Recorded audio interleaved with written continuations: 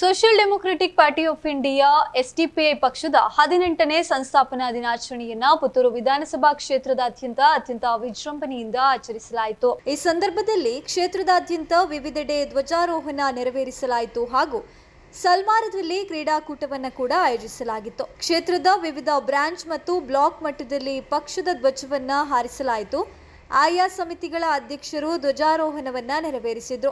ಈ ಕಾರ್ಯಕ್ರಮಗಳು ವಿಟ್ಲ, ಪುನಚ್ಚ, ಕಂಬ್ಳಾಬೆಟ್ಟು, ಕಬಕ್ಕ, ಕೋಡಿಪಾಡಿ, ಬನ್ನೂರು, ಸಲ್ಮಾರ, ಸಂಟ್ಯಾರು, ಕುಂಬ್ರಾ, ಈಶ್ವರಮಂಗಲ, ಕೂರ್ನಡ್ಕ ಮತ್ತು ಪರ್ಲಡ್ಕ ಸೇರಿದಂತೆ ಒಟ್ಟು 12 ಕಡೆಗಳಲ್ಲಿ ನಡೆದವು. ಸಂಸ್ಥಾಪನಾ ದಿನಾಚರಣೆಯ ಪ್ರಯುಕ್ತ ಸಲ್ಮಾರದಲ್ಲಿ ಆಯೋಜಿಸಲಾಗಿದ್ದ ಕ್ರೀಡಾಕೂಟದಲ್ಲಿ ಸ್ಥಳೀಯ ಕಾರ್ಯಕರ್ತರು ಮತ್ತು ಸಾರ್ವಜನಿಕರು ಉತ್ಸಾಹದಿಂದ ಪಾಲ್ಗೊಂಡಿದ್ದರು.